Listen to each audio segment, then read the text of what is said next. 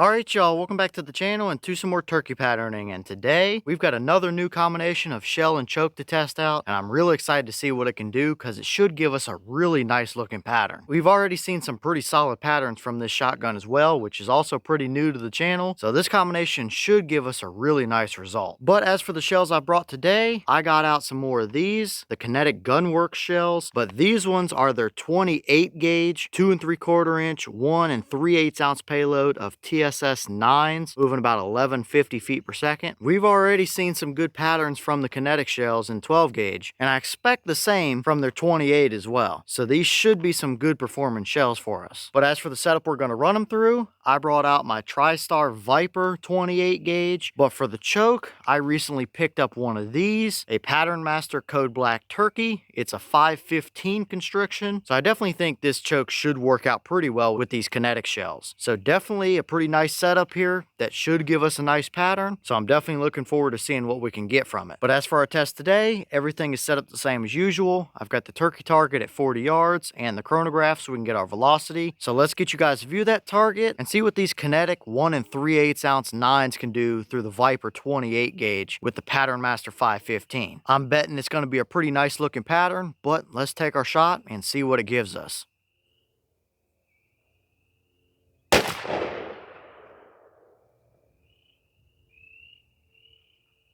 Alright, so that shell gave us 1,038 through the chrono. The boss claim is 1150, so we definitely did not see their boss claim. But from what I've kind of noticed so far with 28 gauge is generally we're seeing mid to high 1,000 feet per second range, just under 1,100. So we're not too far out of the realm of reason for what I typically see from this shotgun, but we definitely didn't see their boss claim either. But what kind of a pattern did that combo give us down there at 40? Let's go check it out and see what we got.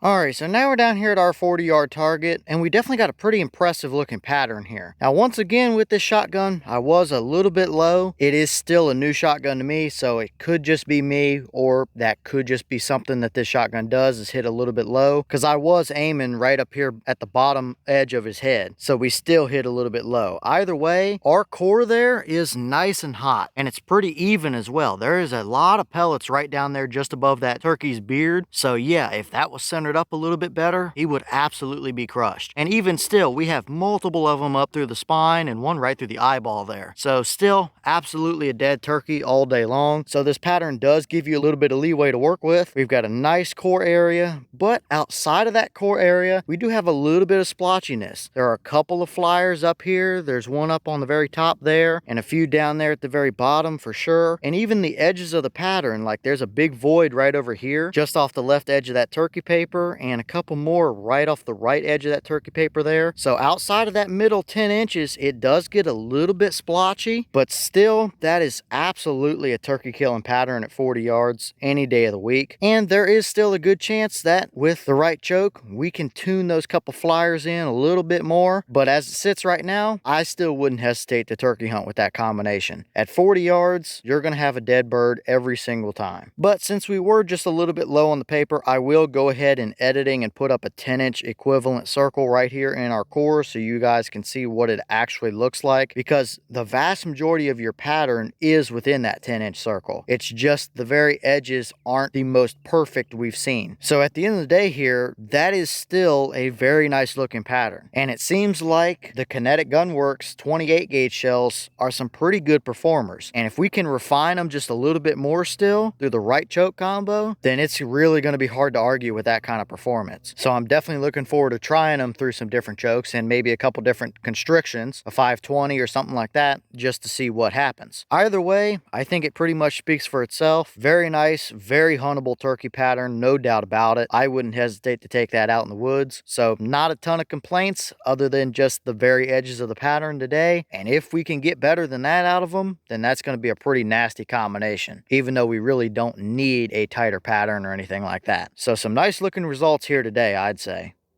And here's the wad from that shell. Very simple, basic stuff. Definitely nothing too interesting to see. There's nothing stuck down in there. There's no major damage or anything to it. So everything looks perfectly fine here today. Definitely nothing that I'm concerned about. And we should be able to get some more good performances out of this wad. So looking good here as far as our wad goes.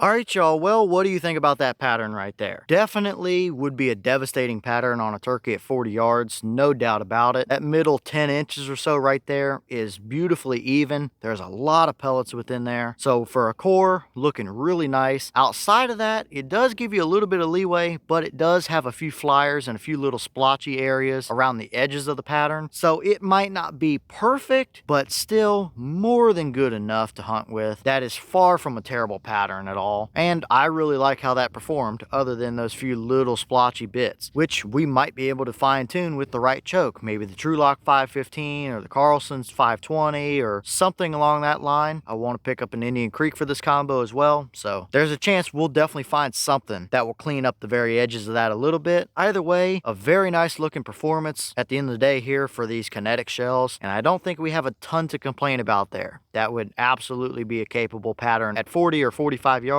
any day of the week. So let me know your thoughts down below. Is that about what you expected to see out of these? Were you a little surprised one way or the other? Have you tested any of the Kinetic Gunwerks 28 gauge shells, or any of their other shells for that matter? And if so, what kind of results have you seen from them? And what other shell and choke combos do you want to see with either these 28 gauge kinetics or that Viper and or Patternmaster choke? Let me know what combinations you guys want to see. Either way, at the end of the day, that's a pattern that I would not be scared to take out and hunt with just the way it sits. That's a very capable performance there, without a doubt. So looking good here as far as our pattern goes. But with that being said, I've got some more testing to get done for you guys, so I'm going to get back to it. As always, we have the channel Instagram as well as the mailbox where you can send stuff if you'd like. All that information will be in the description if you're interested in it, but I'm going to get back to it, so I'll see y'all in the next one.